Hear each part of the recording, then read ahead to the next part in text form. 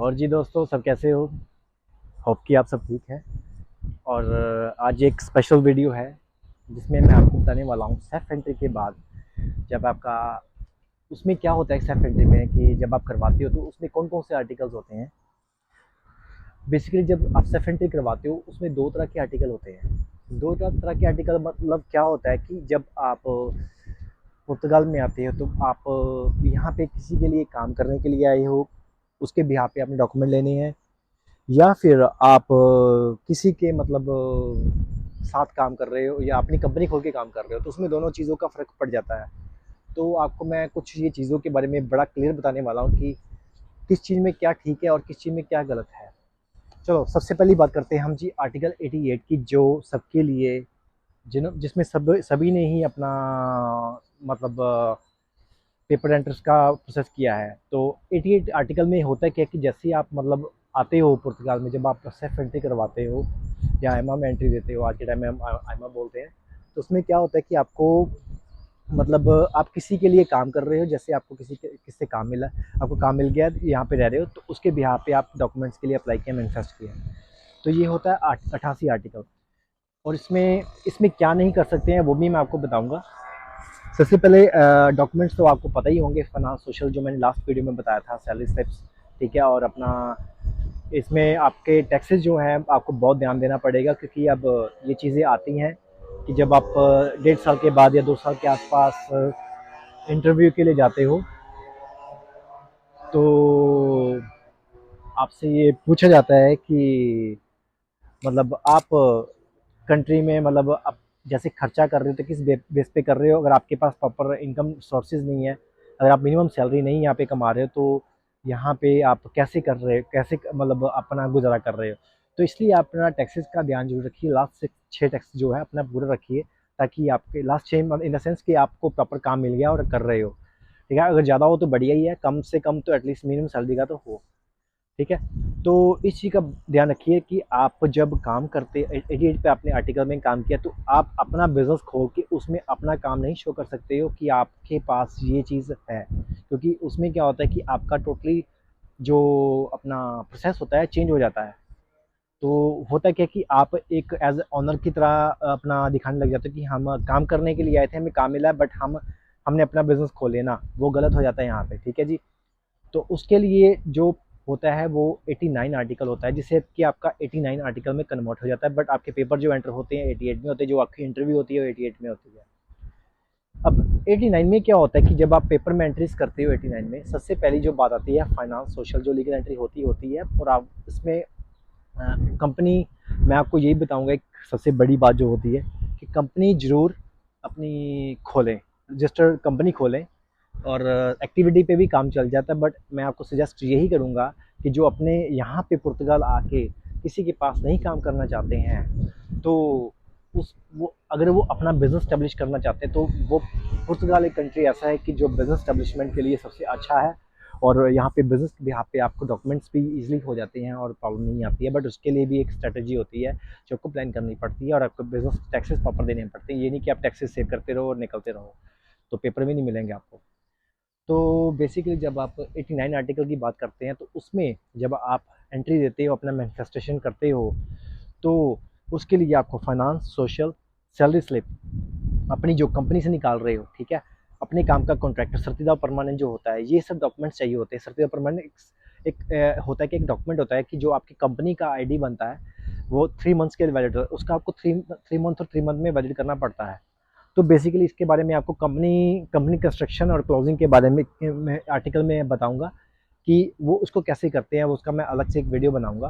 फिलहाल हम आर्टिकल्स की बात कर रहे हैं, ठीक है। तो हम यहाँ पे आपको ये सर्विस प्रोवाइड कर सकते हैं कंपनी ओपनिंग की। और बाय द वे, हम एक्चुअली में यहाँ पे अभी आगे मैं आगे और सर्विसेज लेके आने वाला हूँ, जिसमें आपको जैसे कि कोई बंदा यहाँ पे नया आता है, तो आप अपनी कोई कंपनी स्टैब्लिश करना चाहते हो, उसके लिए हम आपको सारा प्रॉपर गाइड करेंगे।